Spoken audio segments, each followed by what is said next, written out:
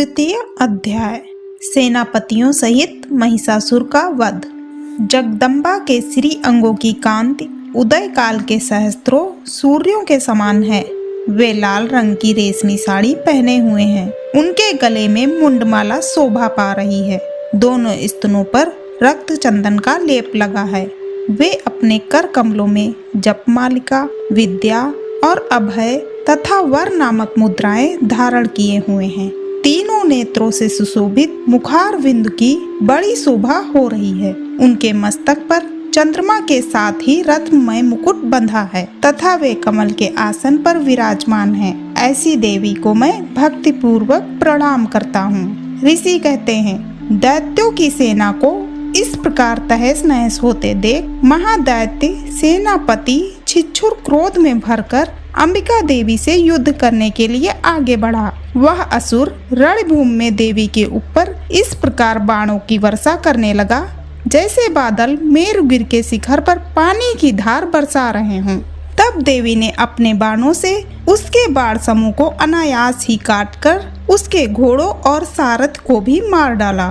साथ ही उसके धनुष तथा अत्यंत ऊंची ध्वजा को भी तत्काल काट गिराया। धनुष कट जाने पर उसके अंगों को अपने बाणों से बींध डाला। धनुष, रथ, घोड़े और सारथी के नष्ट हो जाने पर वह असुर ढाल और तलवार लेकर देवी की ओर दौड़ा। उसने तीखी धार वाली तलवार से सिंह के मस्तक पर चोट करके देवी की भी बाईं भुजा में बड़े वेग से प्रहार किया। राजन, देवी की बाह पर पहुंचते ही वह तलवार टूट गई।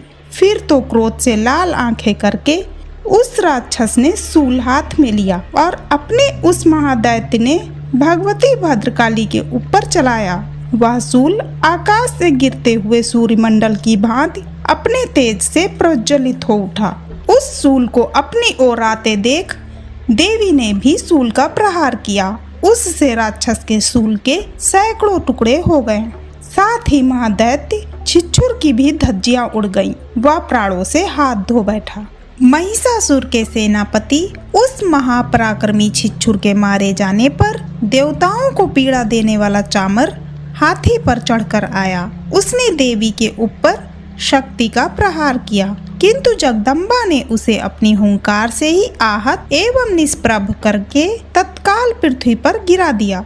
शक्ति टूटकर गिरी हुई देख चामर को बड़ा क्रोध हुआ।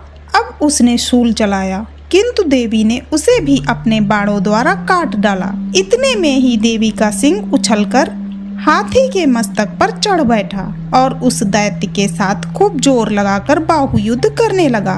वे दोनों लड़ते लड़ते हाथी से पृथ्वी पर आ गए और अत्यंत क्रोध में भरकर एक दूसरे पर बड़े भयंकर प्रहार करते हुए लड़ने लगे।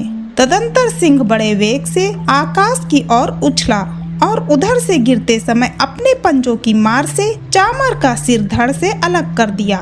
इसी प्रकार उद्रक भी शिला और वृक्ष आदि की मार खाकर रणभूमि में देवी के हाथ से मारा गया तथा कराल भी दांतों, मुक्कों और थप्पड़ों की चोट से धराशायी हो गया।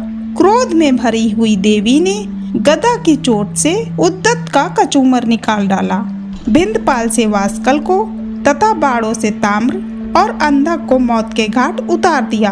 3 नेत्रों वाली परमेश्वरी ने त्रिशूल से उग्रास, उग्रवीर तथा महाहनु नामक दैत्यों को मार डाला। तलवार की चोट से विडाल के मस्तक को धड़ से काट गिराया। धुरधर और दुर्मुख इन दोनों को भी अपने बाड़ों से यमलोक भेज दिया। इस प्रकार अपनी सेना का संहार होता देख महिषासुर ने भैंसे का रूप धारण करके देवी के गणों को त्रास देना आरंभ किया। किन्हीं को थूथुन की मार से, किन्हीं के ऊपर खुरों का प्रहार करके, किन्हीं किन्हीं को पूंछ से चोट पहुंचाकर, कुछ को सींगों से विदीर्ण करके, कुछ गणों को वेग से, किन्हीं को सिंहनाद से, कुछ को चक्कर देकर और कितनों को निश्वास वायु के झोंके से धराशायी कर दिया। इस प्रकार गणों की सेना को गिराकर वह असुर महादेवी के सिंह को मारने के लिए झपटा। इससे जगदम्बा को बड़ा क्रोध हुआ। उधर महापराक्रमी महिषासुर भी क्रोध में भरकर धरती को खुरों से खोदने लगा तथा अपने सींगों से ऊंचे ऊंचे पर्वतों को उठाकर फेंकने और गरजने लगा। उधर वेग से चक्कर देने के कारण पृथ्वी क्षुब्ध होकर फटने लगी। उसकी पूंछ से टकराकर समुद्र सब ओर से धरती को डुबोने लगा। हिलते हुए सींगों के आघात से विदीर्ण होकर बादलों के टुकड़े टुकड़े हो गए। उसके श्वास की प्रचंड वायु के वेग से उड़े हुए सैकड़ों पर्वत आकाश से गिरने लगे। इस प्रकार क्रोध में भरे हुए उस महादैत्य को अपनी ओर आते देख चंडिका ने उसका वध करने के लिए महान क्रोध किया। उन्होंने पास फेंककर उस महान असुर को बांध दिया। उस महासंग्राम में बंध जाने पर उसने भैंसे का रूप त्याग दिया और तत्काल सिंह के रूप में वह प्रकट हो गया। उस अवस्था में जगदम्बा ज्यों ही उसका मस्तक काटने के लिए उद्यत हुई, त्यों ही वह खड़ंगधारी पुरुष के रूप में दिखाई देने लगा। तब देवी ने तुरंत ही बाणों की वर्षा करके ढाल और तलवार के साथ उस पुरुष को भी बींध डाला। इतने में ही वह महान गजराज के रूप में परिणित हो गया तथा अपनी सूंड से देवी के विशाल सिंह को खींचने और गरजने लगा। खींचते समय देवी ने तलवार से उसकी सूंड काट डाली। तब उस महादैत्य ने पुनः भैंसे का शरीर धारण कर लिया और पहले की ही भांति चराचर प्राणियों सहित तीनों लोगों को व्याकुल करने लगा।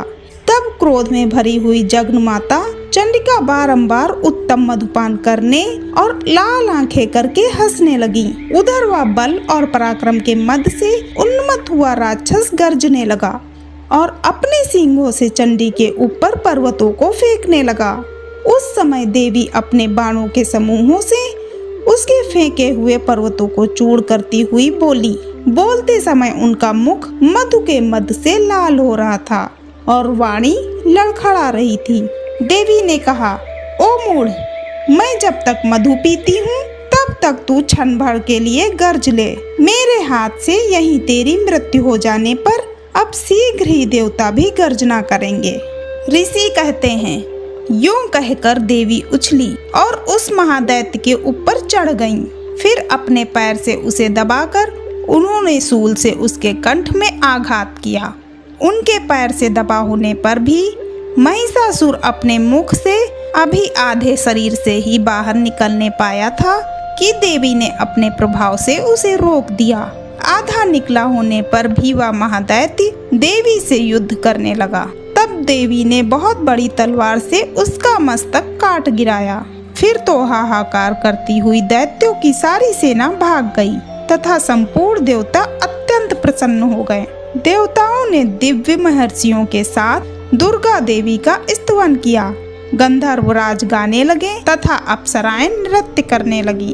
इस प्रकार श्री मार्कंडेय पुराण में सावर्णिक मनवंतर कथा के अंतर्गत देवी महात्म्य में महिषासुर वध नामक तीसरा अध्याय पूरा हुआ।